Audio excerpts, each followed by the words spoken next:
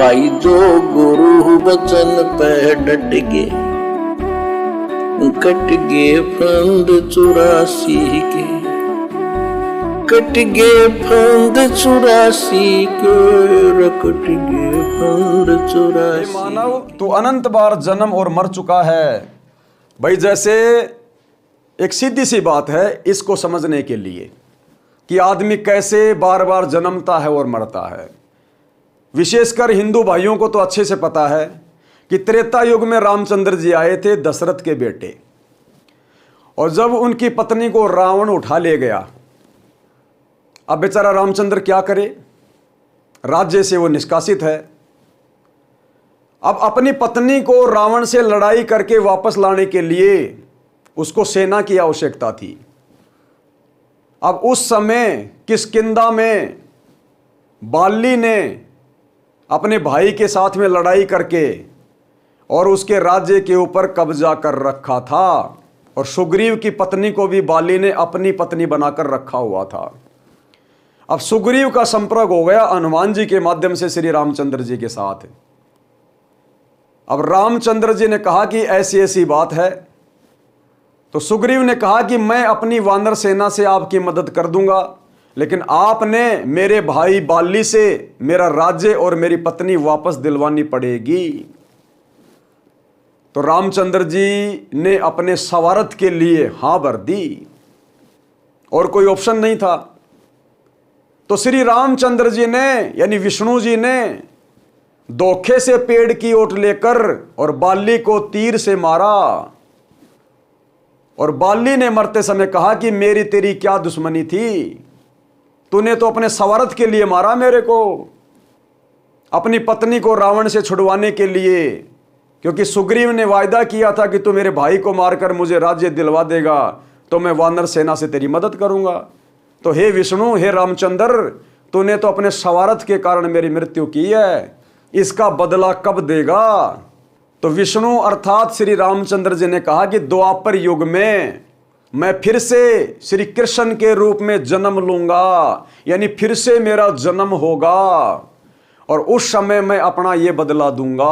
और आप सबको पता है वही श्री रामचंद्र यानी विष्णु जी जो त्रेता युग में थे, वो द्वापर युग में श्री कृष्ण जी के रूप में देवकी के गर्भ से जन्मे, और अंत में फिर उनकी मौत कैसे हुई, जहरीला तीर लगने से।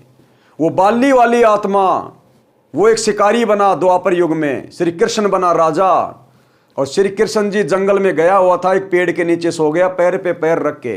श्री कृष्ण जी के एक पैर में पद्म था, पद्म, जो कि 0 वाट के बल्ब की तरह चमका करता था।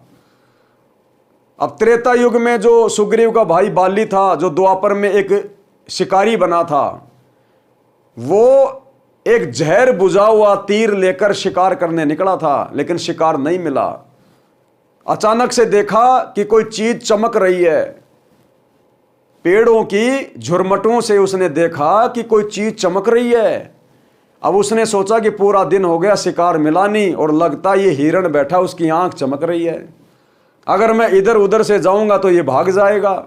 उसने हिरण की आंख समझकर और दूर से ही निशाना लगा दिया उस जहर बुझे हुए तीर से, और वो श्री कृष्ण जी के पैर में जा लगा। लगते ही उन्होंने हाय मर गया, हाय मर गया, क्योंकि भैया दर्द तो होगा ही जब तीर लगेगा पैर में, कोई कांटा लग जाए तो ही आदमी कितना दुखी हो जाता है। अब वो बालिया तुरंत दौड़ के गया कि लगता है धोखे से कोई इंसान मर गया। जाके देखा तो ये तो राजा है, पता चला ये तो द्वारिकाधीश है। उसने कहा कि भगवान मैंने जानबूझ के नहीं मारा, मेरे से गलती हो गई। तो श्री कृष्ण जी ने कहा कि भैया तेरी गलती नहीं है, तेरा और मेरा अदला बदला पूरा हो गया। उसने कहा कि भगवान आप राजा, मैं रंक, आपकी मेरी क्या अदला बदली।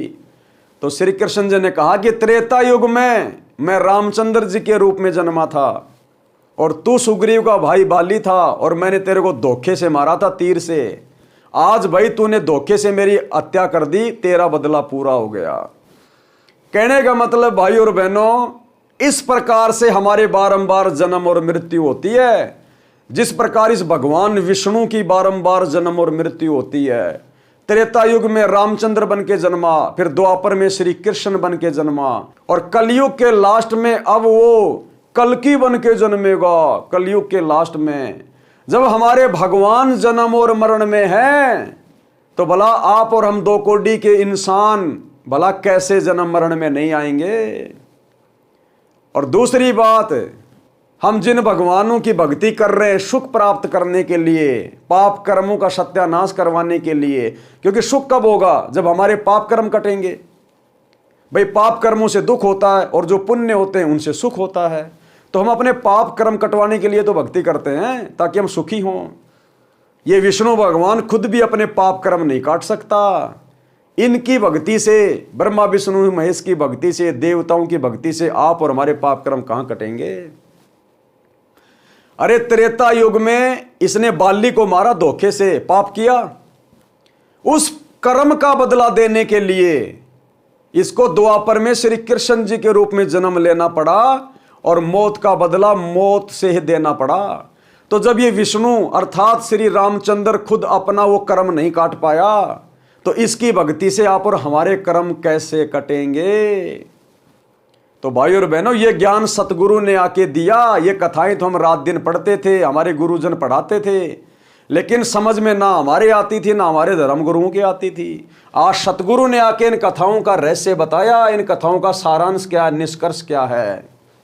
तो भाई सतगुरु की भक्ति से पाप कर्म कटेंगे, इतनी तेजी से कटेंगे जिसकी आपने कल्पना भी नहीं की होगी। जो सुख आपके पूर्वजों को, जो ब्रह्मा विष्णु महेश की देवी देवताओं की भक्ति कर करके मर गए, नहीं प्राप्त कर पाए बेचारे, अंत में दुर्गति को प्राप्त हुए, वो सुख आप जी थोड़े समय में सतगुरु रामपाल जी की भक्ति से प्राप्त करेंगे।